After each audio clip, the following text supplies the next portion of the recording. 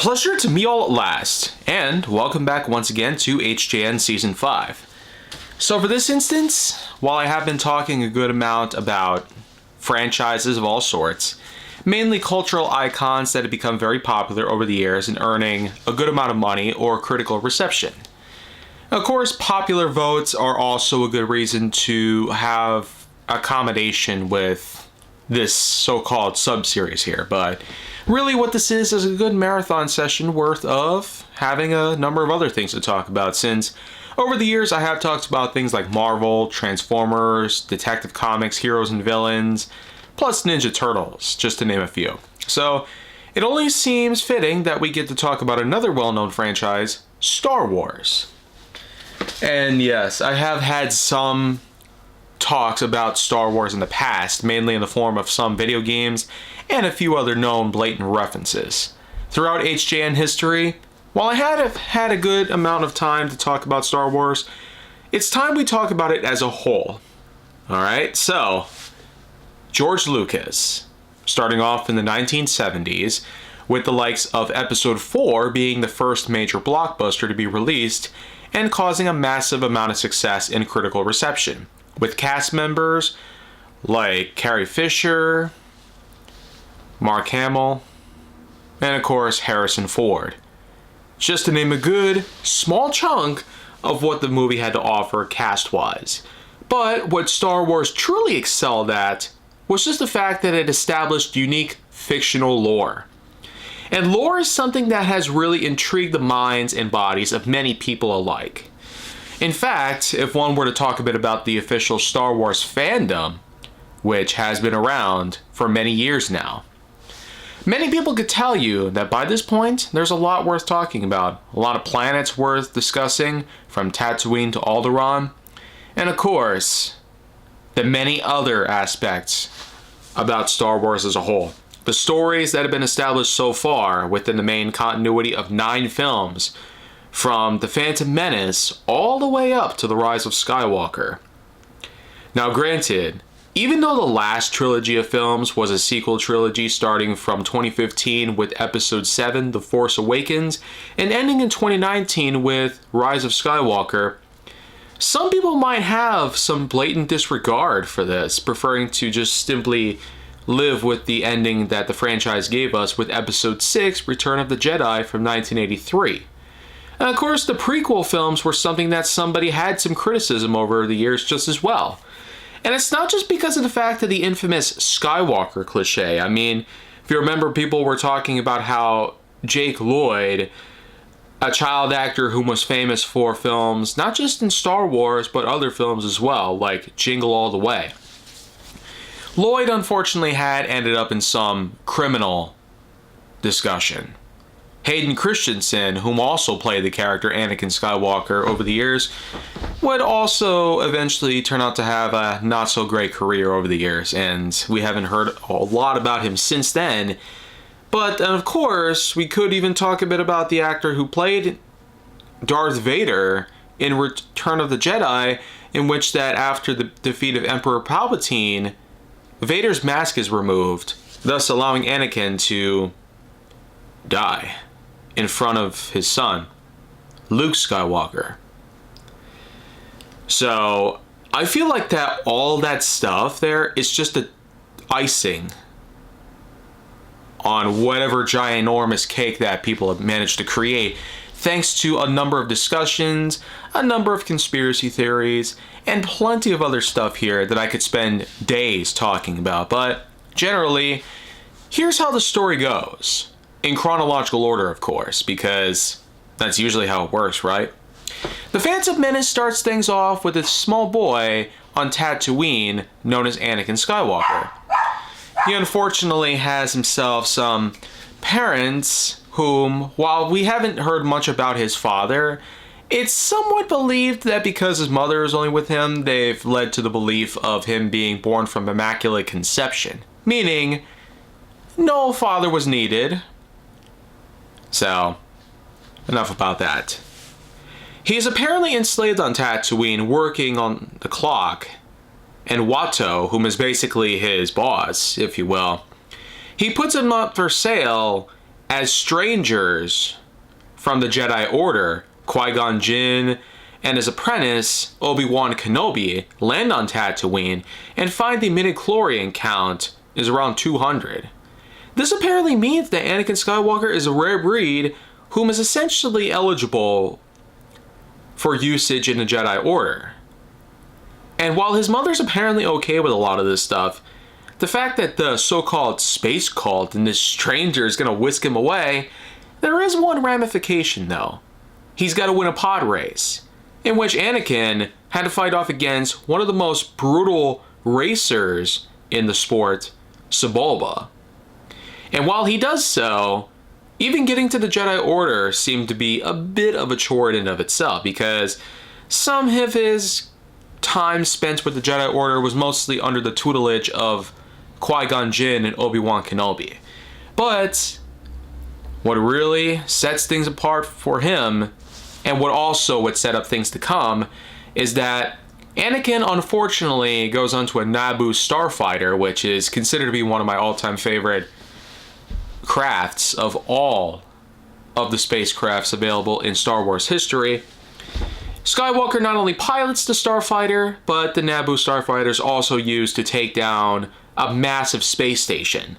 This station is controlled by a recurring force known as the Trade Federation. And apparently there was an ongoing treaty in which that the Queen of Naboo, known as Padme Amidala, is apparently supposed to sign. And this treaty is supposed to be some sort of sneaky and dark twist to the likes of the many natives of Naboo. Not just Queen Padme, but many others as well. By destroying the massive space station, Anakin is able to turn the tides in the favor of Naboo, which does earn him a place in the Jedi Order with those famous robes and a braid, and ending things off for Episode 1. I will say that the sacrifice of Qui-Gon Jinn was very sad to see back in the day. I mean, how could you not know that it was the almighty Liam Neeson? Even more impressive is the fact that this was one of the first of Ewan McGregor, whom would go on to be famous for portraying the character Obi-Wan Kenobi. And as for Jake Lloyd, Anakin, remember, years afterwards, he unfortunately would end up on the crime beat for a number of things that he did. But Episode 2, released in 2002, 3 years after the first film, takes us about 10 years into the future, in which that a bounty hunter is unfortunately shot. A bit of a pursuit goes down with Anakin and Obi-Wan, and while this bounty hunter unfortunately can't provide much information, not much is really needed here, because what we eventually get here is the likes of a certain newer character. Essentially, this man, known by the name of Palpatine, he actually will become a great role in the franchise in later films. He, of course, was already infamous in the first trilogy, which, of course, was episodes 4 through 6. But as we know by now, things would start to get pretty hairy with him. By the end of the second film, we will see just what happens. Anyways, though, what Palpatine does in Episode 2 is he creates an army of clones. Now, the clones are also an important factor to talk about later on, as well as a number of droids. Now, he actually sets up conflicts for the likes of both the droids and the clones to face off against each other. So I guess you could say he's attempting to utilize the many funds as well as emergency powers that are granted to him by the Senate as a means to create war so that he could benefit more out of it. Apparently, this is like what some leaders will do. Some sleazy billionaires will end up doing as a means to get more money. These kind of clever and ridiculous plans that Palpatine has set up has worked in his favor, and over time, he's even able to convince the likes of Senator Padme, because of her position of queen now being upgraded to senator. Her being a member of the Senate, though, is essentially dragged down by the fact that she now has a bit of a relationship with Anakin Skywalker. And even worse, though, is when Anakin returns to his home in Tatooine, finds his mother dead, he unfortunately loses it. The fact that Padme somehow was alright with him killing Tusken Raiders, that is just crazy. I mean, just this kind of revenge is impressive. But even more baffling when you realize that Padme is somehow able to live with it. But nonetheless, though, a marriage takes place. Padme and Anakin are now a married couple. But according to what is known as the Jedi Code, there was actually a chapter that has the effect of forbidding love. And we get to see what happens in the following episode. Well, I can't say all that much about episode 2 because it's not so great compared to the last one. Episode 3 is truly where the prequel series shines brightest, because what we have here is Anakin Skywalker in his unique long-haired form, again played by Hayden Christensen, and with Padme, now his wife, and pregnant. This leads to him experiencing a couple of visions. He apparently believes that Padme is going to die at some point. So Palpatine, whom now reveals himself to be, believe it or not, the Emperor. So at the same time he was the Chancellor, he was also a Sith Lord. So it's quite the twist if you ask me. But even more impressive when you get to realize the fact that you might remember the likes of Count Dooku, whom apparently was a Sith Lord, whom eventually was killed off after attempting to endanger Palpatine. But what really sets the film apart from most of the others so far is Anakin turning the tide against the Jedi forces. Mainly Obi-Wan Kenobi, whom was practically like brothers with him for a long time. Ever since the death of Qui-Gon Jinn in episode 1, Obi-Wan and Anakin had truly grown a good relationship with each other. As friends, as Jedi partners, and all hard at work on keeping their worlds safe. Now, let me tell you something though. The planet they're fighting on, a massive ball of lava and fire, also becomes an important factor later on. But Anakin, of course, infamously loses the high ground to Obi-Wan after murdering his own wife with the Force and choking her to death. And when Obi-Wan slices Anakin into pieces and leaves him for dead, Palpatine finds him and eventually has him fitted with a fresh new set of wares. A suit, robes, and a helmet with a respirator, turning him into the one and only Darth Vader. This, of course, is where we get to have the transition from Hayden Christensen to James Earl Jones, whom would carry on the voice of Darth Vader into the original trilogy, episodes 4 through 6, which, of course, are pretty much too awesome not to talk about. Episode 4 has us start things off with a rebel ship being attacked by a massive Star Destroyer, which are a recurring set of ships from the Empire. The ship is carrying secret plants to the Death Star, which of course is a giant space station that is able to destroy planets with only one massive green beam, as we get to see later on. But thanks to these secret plans, Luke Skywalker is able to go on into the Death Star and fire beams directly into its weak spot, blowing up the Death Star in a spectacular fashion, and ending the Empire's biggest threat in the galaxy far, far away. When episode 5 comes around, it starts off on the snow world of Hoth, where a famous scene of AT-AT walkers, both quadrupedal and bipedal, are all being battled upon by various Hoth fighters from the rebel forces.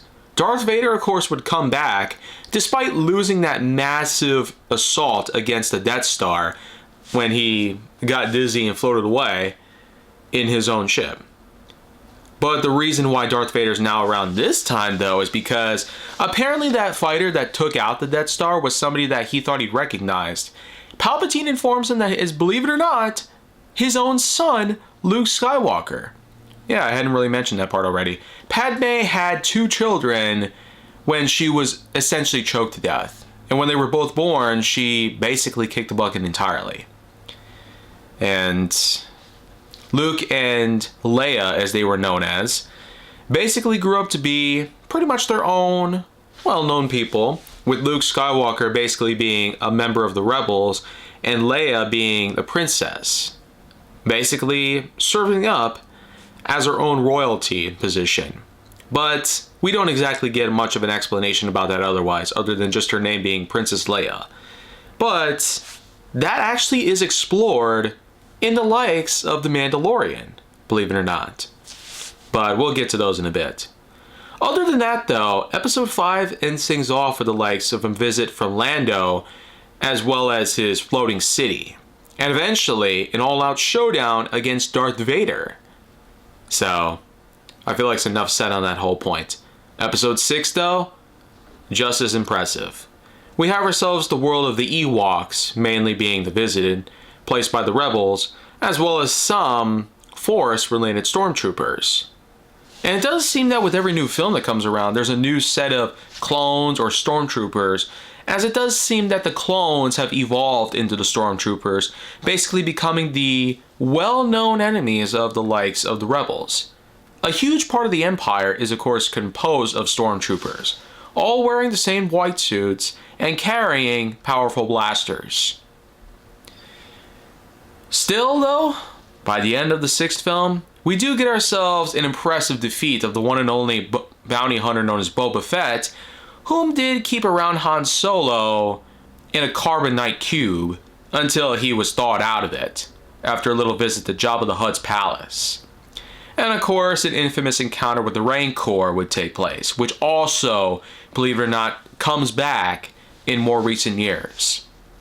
Not just with Mandalorian, but also with the Book of Boba Fett, in which they find out he's alive and was inside the Rancor in the pits the whole time. Yeah, so basically when we thought he died in episode 6, he apparently did not. He was essentially trapped inside that body for many years and eventually was expunged, body and all. But as for the last 3 films, episode 7 basically carries on with a new arc after the death of Darth Vader, with a new Sith Lord and powerful Jedi known by the name of Kylo Ren, played by Adam Driver. And as for our main protagonist, Rey, a person whom would also grow to be a powerful lightsaber-wielding Jedi, known, of course, for being portrayed by Daisy Ridley. And overall, with other actors that would come around, like Oscar Isaacs and John Boyega, amongst many others around here and there. And even the famous droid known as BB-8, basically a ball rolling on top of a larger ball. So, kind of creative when you think about all that stuff. But all these characters and the 3 films that we got from the more recent trilogy, what exactly are they good for? Well, a number of reasons. First off, they carry us over to a fresh new arc with a fresh new inventive idea on continuing the franchise. Chewie, we're home. Those were in fact words uttered by the one and only Han Solo himself, again played by Harrison Ford.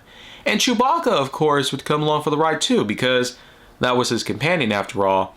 When they revisit the Millennium Falcon, that's when you know you're in for another chapter of Star Wars, after many years of there being little to no entry in the franchise. With the more familiar characters in line, of course, but one by one, they all end up dying. Han Solo surprisingly gets killed off by Kylo Ren after they apparently recognized each other over the years. Luke Skywalker would remain in isolation and eventually would train the likes of Rey until he himself unfortunately dies as well, but providing a bit of a Force ghost distraction for Kylo Ren so that the Rebels could make their escape in Episode 8, The Last Jedi. Now with Rey being the one and only Jedi remaining for the Rebels to cheer for, and for us to cheer for as well, Episode 9 gives us a unique perspective on how Rey is able to carry on the power of 1,000 generations of Jedi within her own spirit.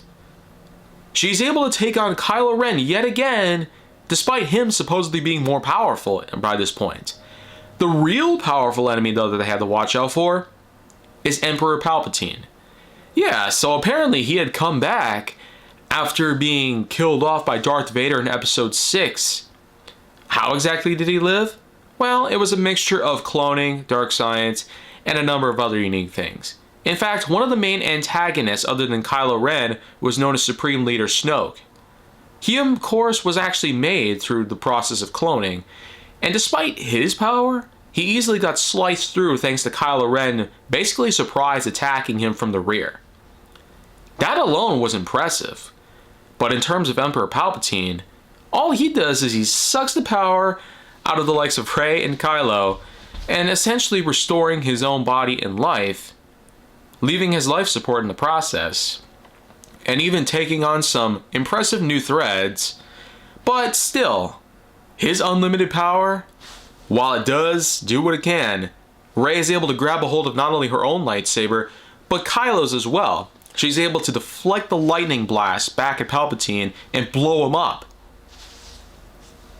Now that's an ending to a well-known franchise. A third chapter, if you will, that truly brought along a lot of money for the box office and a lot of reviews from most critics. I get the feeling that maybe I will have to eventually talk about these 3 episodes in their own entirety. But apart from that, Star Wars has so much you can offer nowadays. Especially with Disney Plus having a lot of exclusive series of their own, with 3 seasons of The Mandalorian, which alone was an amazing feat based off of, well, just the fact that Disney Plus had something exclusive to take a hold of. And not only that, but The Mandalorian was truly enough to truly bring back every person in the Star Wars fandom. Because The Mandalorian did a lot of things that most other Star Wars media at the time could never do. Even the latest trilogy of films, they held their own incredibly so, but The Mandalorian did so much that it not only brought along a lot of the newer members of the fandom, but also the older members. The ones who were there from the very beginning and saw episodes 4 through 6 and loved everything that it had to offer. The Mandalorian did the very bit of magic to bring everybody together. And it was just about the same sort of thing with other series that would come along as well as other movies. There was Rogue One, which actually gave us a unique perspective on what happened between episodes 3 and 4, the 19-year time gap that, of course, led us to the rebels escaping with the Death Star secret plans. And even though a majority of the characters in that film died, it was at least a unique way to get us to come around and watch another piece of Star Wars that actually gave us a meaningful way to end the career of the one and only Carrie Fisher, because she unfortunately had died. The same year that Rogue One came out, and around the same exact time as well, she unfortunately was found dead at 60 years old.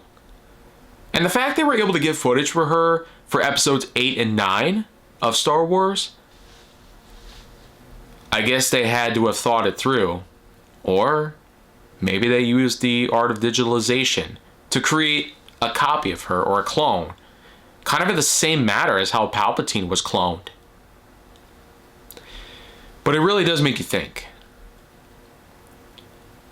Will Star Wars do anything else with the franchise?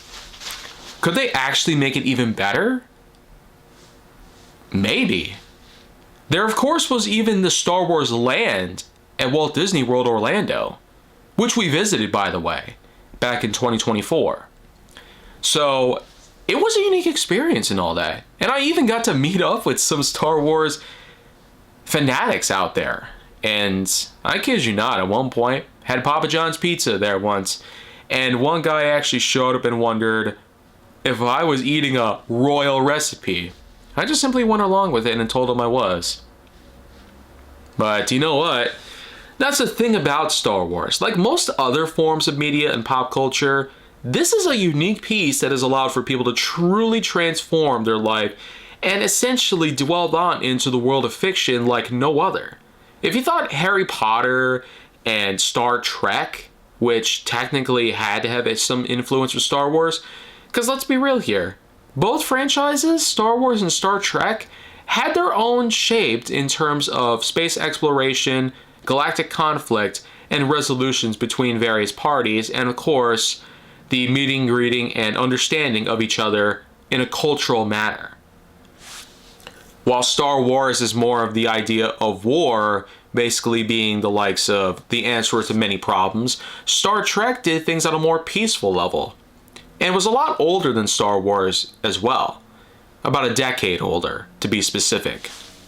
Not only that, but various actors like William Shatner and Leonard Nimoy, just to name a few. And we can definitely thank many others along the way as well, especially in the next generation. But I will say, I've talked a good amount of things about Star Wars itself. The storyline of the 9 episodes that have come around so far, as well as a good amount of other material that have come around, I'm quite happy about certain things that have happened over the years. And not only that, but Star Wars is still a big name even to this day. And I'm still quite glad that I got to experience so many things Star Wars related. Not just watching the movies, but also with Star Wars Land, for instance, the Galaxy's Edge. And I feel like that there's just so much more that I could talk about here, but we'll just say it's a big franchise. Not entirely worth talking about in full because it would take so much of my time when I got more other things to do here. So make sure to like, subscribe, comment, follow me wherever you can find me, and stay on the Hollywood side for more content.